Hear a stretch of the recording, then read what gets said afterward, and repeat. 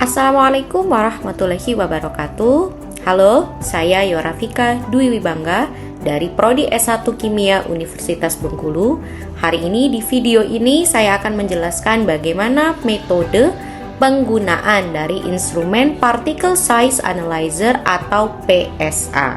Particle Size Analyzer atau PSA ini adalah instrumen yang digunakan untuk menganalisis partikel suatu sampel, yaitu menentukan ukuran partikel dan distribusinya dari sampel yang representatif. Instrumen PSA yang ada di laboratorium kimia ini adalah instrumen PSA dari jenis Analysit 22 Next Micro di rentang pengukuran 0,5 sampai dengan 1500 mikrometer untuk jumlah sampel yang akan digunakan. Instrumen PSA ini menerapkan prinsip pengoperasian dan pembersihan yang sangat mudah, waktu analisis yang singkat, hasil analisis yang andal, dan terdapat pencatatan parameter tambahan, yaitu suhu dan juga nilai pH. Pada jenis instrumen PSA yang ada di laboratorium kimia UNIP ini menggunakan probe pH dan juga menggunakan tipe modul sistem dispersi basah atau wet dispersion yang kuat, fleksibel, dan modular. Instrumen PSA tipe Analysit 22 Next Micro ini menggunakan prinsip pengoperasian yang mudah, pembersihan yang cepat, dan juga bebas residu. Dalam kebutuhan analisis dibutuhkan tipe sampel yang solid ataupun tersuspensi dan harus dipastikan tidak boleh larut di dalam air.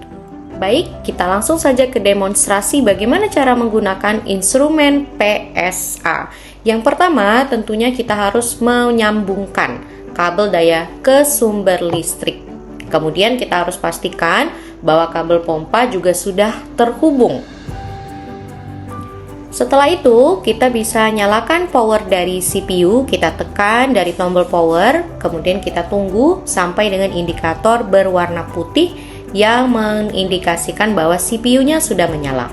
Ditandai juga dengan menyalanya monitor dari alat. Berikutnya, kita nyalakan power alat. Di awal ketika alat baru menyala, itu akan ada indikator berwarna merah yang menandakan bahwa alat belum bisa digunakan. Kita tunggu sampai dengan indikator berwarna hijau yang berarti alat sudah bisa dan siap untuk digunakan.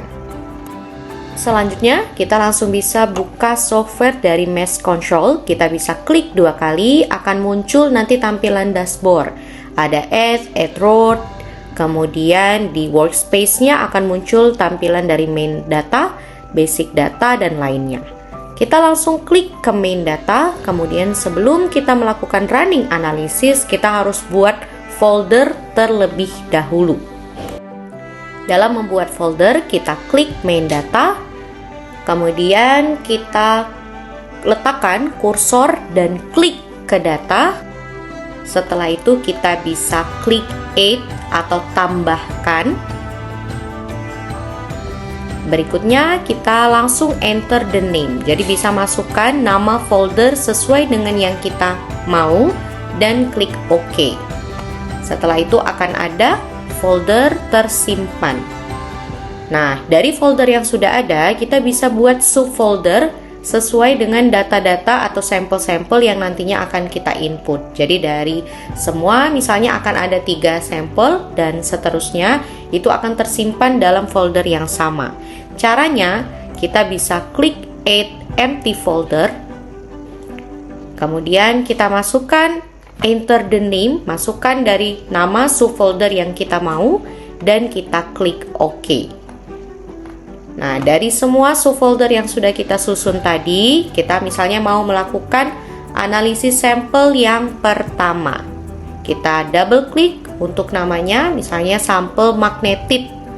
Nanti akan ada tampilan dashboard sebagai berikut, seperti close, save and close, start, dan lain-lain.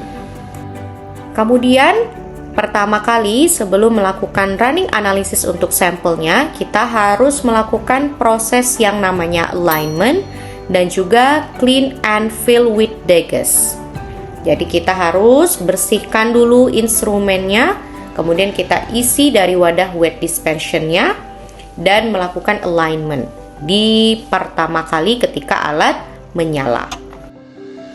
Ketika kita ingin melakukan proses alignment, pertama kali kita bisa klik New Measurement, kemudian kita klik Alignment, dan klik OK. Jadi proses alignment ini hanya cukup satu kali saja setiap di awal kita menyalakan alatnya.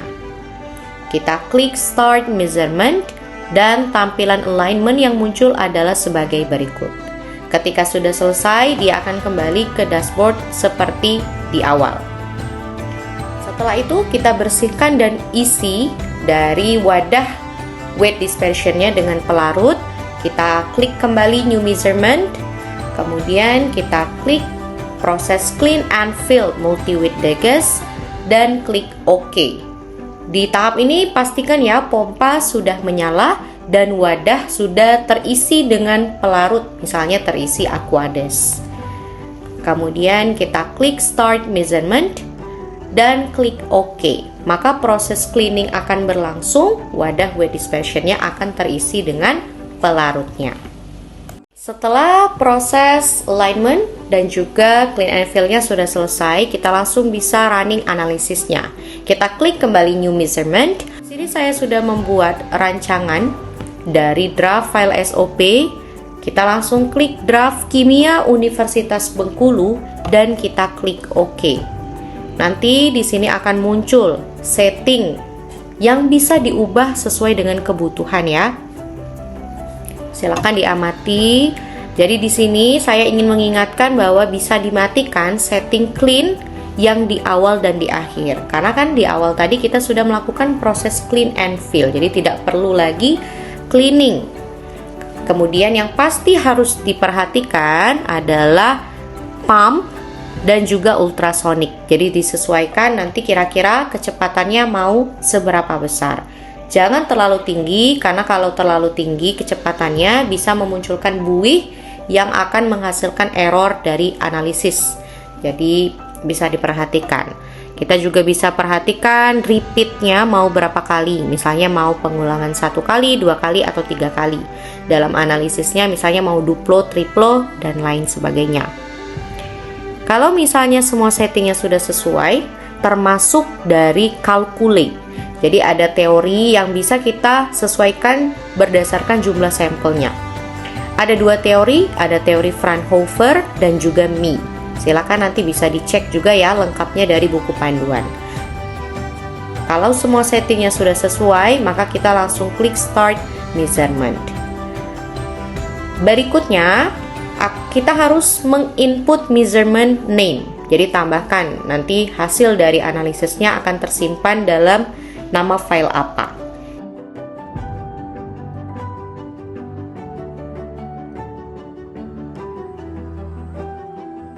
Ketika sudah diklik di measurement name, kita klik OK. Nanti akan muncul lampu indikator.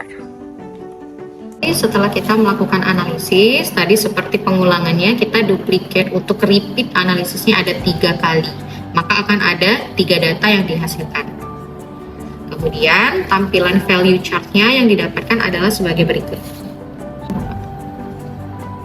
Nah, ini adalah tampilan value chart yang diinginkan.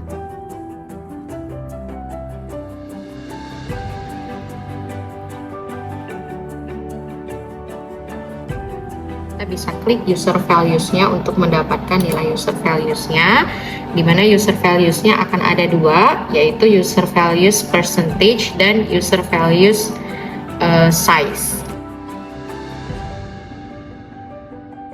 Kemudian untuk nilainya dari user values percentage-nya adalah sebagai berikut. Kemudian ini adalah tampilan dari user values size-nya. Jadi makin ke bawah, data yang dihasilkan ini bisa mencapai analisis 100%. Jadi lengkap untuk min-nya 100%. Dan kemudian untuk tahu trend chart-nya, maka datanya adalah sebagai berikut.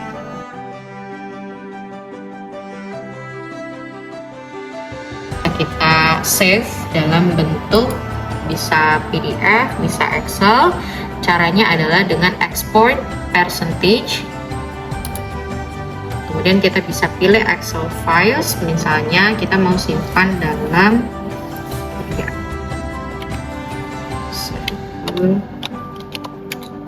A. Kita bisa pilih mau menyimpannya di mana, misalnya di dokumen.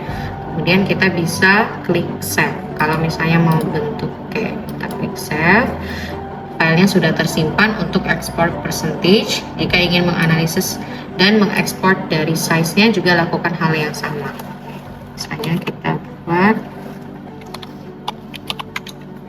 sampel size, kemudian kita klik save. Jadi semua filenya sudah tersimpan. Jangan lupa untuk save dari base data yang sudah ada. Jadi kita bisa klik close. Kita bisa cek data yang sudah tersimpan. Jadi untuk data yang ada, baik user values untuk percentage dan juga size-nya, itu kita bisa simpan dalam bentuk PDF, yaitu klik print. Kemudian kita pilih mau tampilannya apakah when English, overview, web, next, maka kita pilih yang tengah. Kemudian kita pilih OK.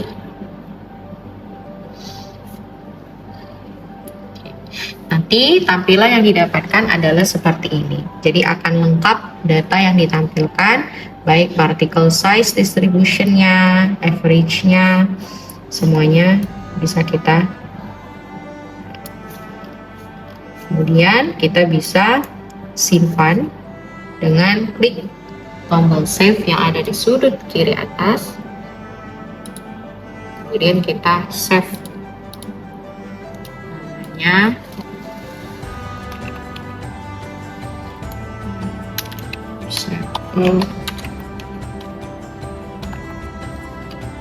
Over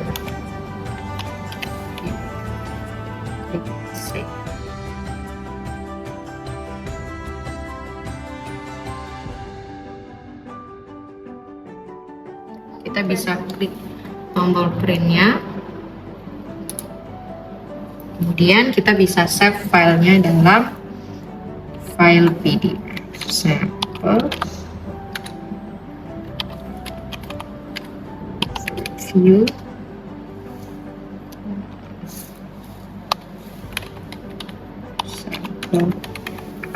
Kemudian kita klik save. Maka sampelnya sudah tersimpan. Kita bisa cek di sini, klik, kemudian datanya sudah tersimpan. Maka kita bisa cek dan filenya sudah siap.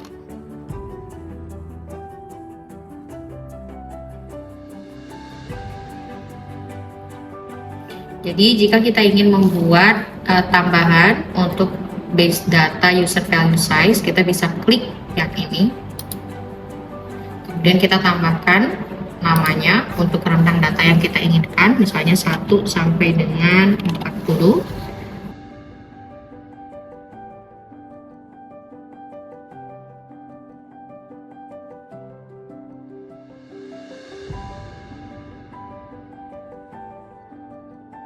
Kita tuliskan minimalnya 1, maksimalnya 40.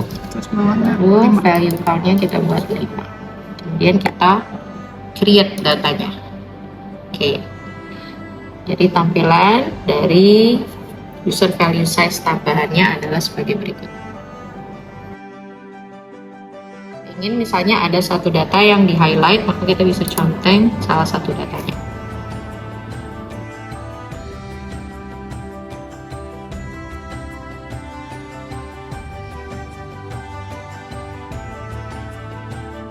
Berikutnya, jika kita ingin menambahkan user value dari yang main data, kita klik user values.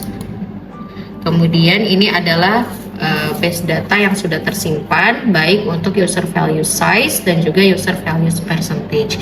Jika ingin menambahkan user values percentage, maka kita bisa klik plus. Kemudian kita buat rentang dari user value percentage yang kita mau, 10, 20, 30, 40, 50 misalnya. Kemudian kita bisa tuliskan bahwa min value yang kita inginkan tadi adalah 10 dan maksimal value-nya adalah 50. Dengan value count-nya berarti 10, 20, 30, 40, 50 ada 5%.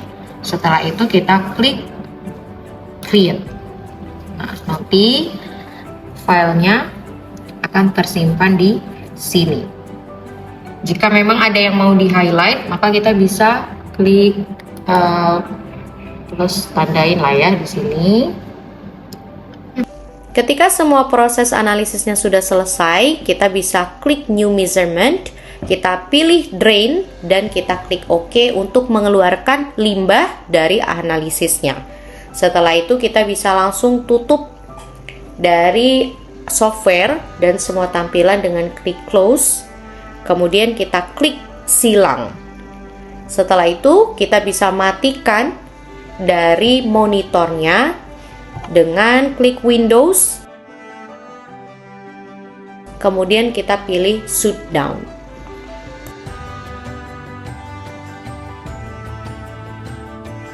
Baik, sekian dari video penggunaan instrumen PSA. Semoga bermanfaat dan membantu. Jikalau dari teman-teman dan Bapak Ibu membutuhkan informasi lengkap mengenai panduan penggunaan instrumen PSA, bisa klik link di bawah untuk mengakses e-book panduan instrumen PSA.